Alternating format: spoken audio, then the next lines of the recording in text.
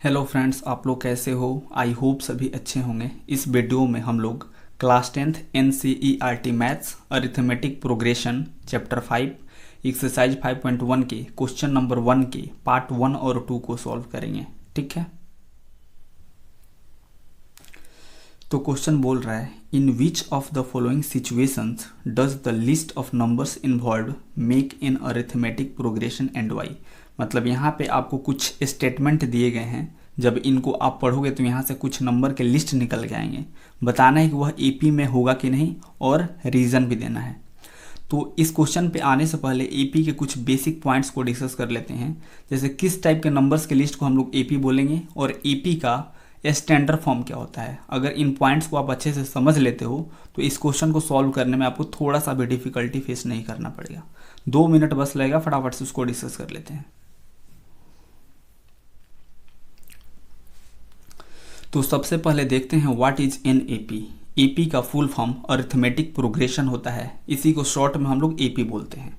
ठीक है, तो बिल्कुल ध्यान से सुनो कि किस टाइप के नंबर्स के लिस्ट को हम लोग एपी बोलेंगे। In AP is a list of numbers in which each term is obtained by adding और subtracting a fix number to its preceding term.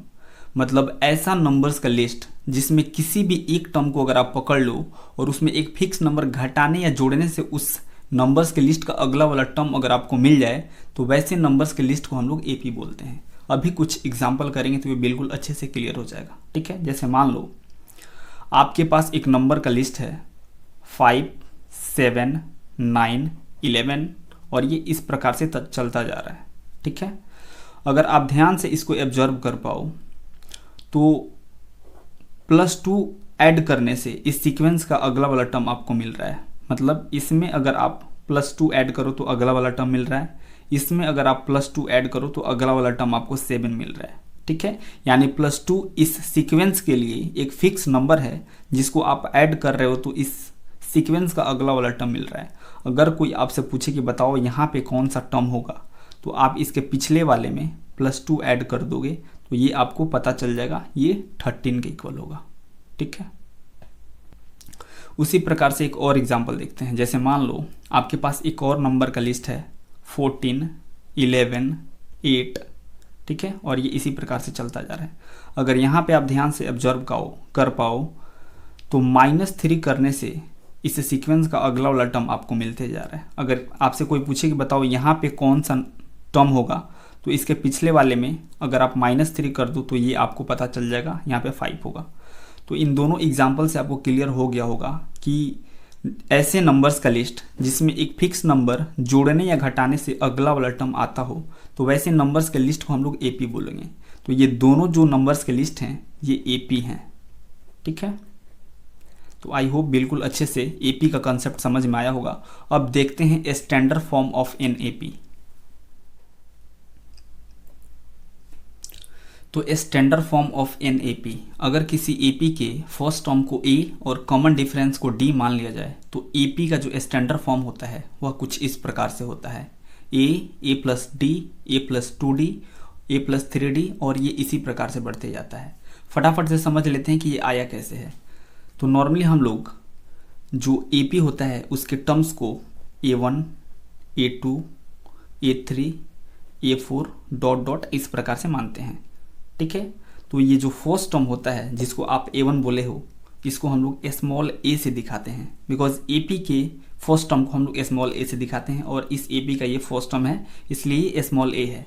अब हर एक टर्म में जैसे जैसे आप d यानी कि कॉमन डिफरेंस को ऐड करते जाओगे तो आपको अगला वाला इस एपी का टर्म a और d के फॉर्म में मिलता जाएगा। तो A1 का वैल्यू a है तो इसमें जब आप d ऐड करोगे तो आपको दूसरा वाला टर्म A+d मिलेगा। फिर दूसरे टर्म में आप d ऐड करोगे तो आपको तीसरा वाला टर्म A+2d मिलेगा। उसी प्रकार से तीसरे टर्म में जब आप d ऐड करोगे तो आपको चौथा टर्म A+3d मिलेगा और ये इसी प्रकार से बढ़ता रहेगा। तो आई होप ये एपी का स्टैंडर्ड फॉर्म बिल्कुल अच्छे से हर एक बच्चे को समझ में आया होगा। अब अपने क्वेश्चन पे आते हैं, बिल्कुल अच्छे से सब कुछ अब समझ में आने वाला है। तो क्वेश्चन बोल रहा है, the taxi fare after each kilometre when the fair is 15 rupees for the first kilometre and 8 rupees for each additional kilometre. मतलब एक टैक्सी वाला है वह आपसे पहले 1 किलोमीटर के लिए किराया 15 रुपीज़ लेता है और प्रत्येक अतिरिक्त किलोमीटर यानी कि एक्स्ट्रा किलोमीटर के लिए आपसे वह 8 रुपये लेता है। तो यहाँ से जो किराया का जो लिस्ट निकल के आएगा, बताना है कि वह एपी में होगा कि नहीं। तो नेक्स्ट पेज पे इसको अच्छे से लिख करके समझते हैं।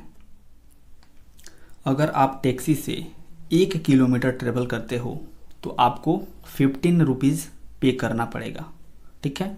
अगर आप 2 किलोमीटर ट्रेवल करते हो टैक्सी से तो पहले 1 किलोमीटर का आपको 15 रुपीज़ और जो नेक्स्ट 1 किलोमीटर चले हो उसके लिए आपको 8 रुपीज़, यानी कि 2 किलोमीटर के लिए आपको टोटल 23 रुपीज़ पे करना पड़ेगा।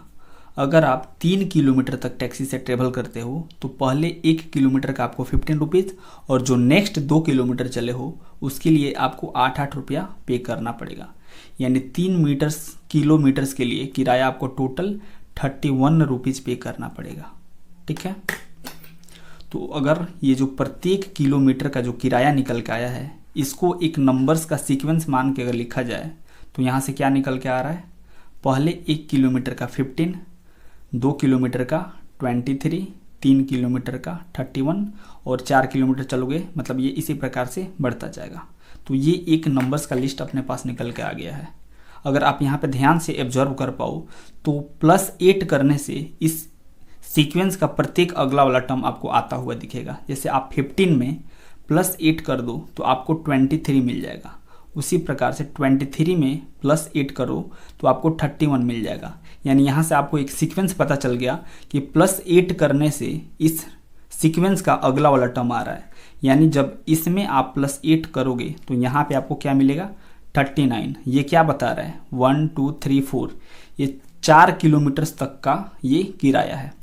तो ये जो सीक्वेंस है यह एपी में है, ठीक है, क्योंकि यहाँ पे एपी का कंडीशन फुलफिल हो रहा है। तो आप रीज़न क्या दोगे कि yes this sequence are in AP because its succeeding term is obtained by adding 8 in its preceding term, ठीक है।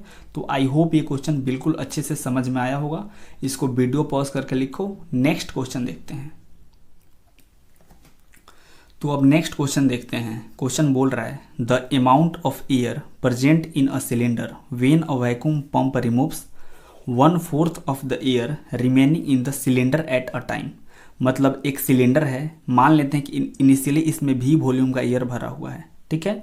अब एक वैक्यूम पंप है, जब आप इसको यूज़ करोगे इसमें तो इसमें जो भी एयर प्रेजेंट होगा उसका 1/4 एयर ये बाहर निकाल देगा, ठीक है।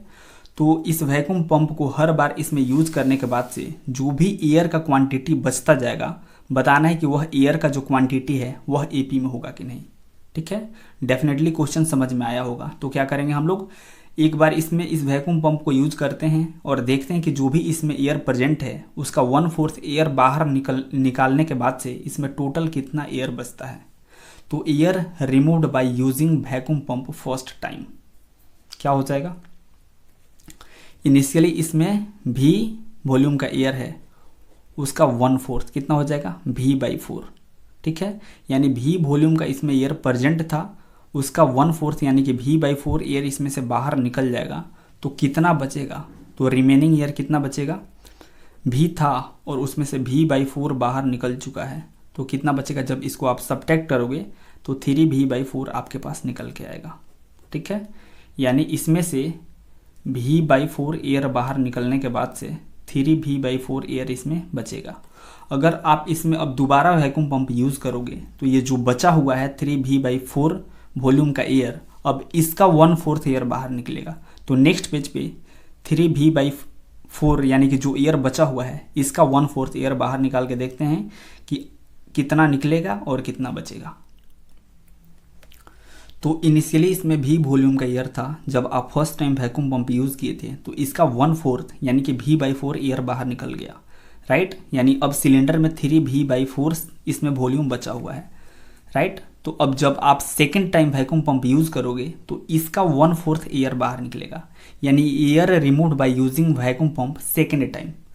तो क्या होगा, 3V/4 जो एयर बचा हुआ है इसका 1/4 एयर बाहर निकलेगा, यानी टोटल 3V/16 एयर बाहर निकल जाएगा, ठीक है। ये जो बचा है इसका 3V/16 एयर बाहर निकलेगा। तो अब देखते हैं कि कितना एयर बचेगा, यानी remaining air in the cylinder after using vacuum pump second time.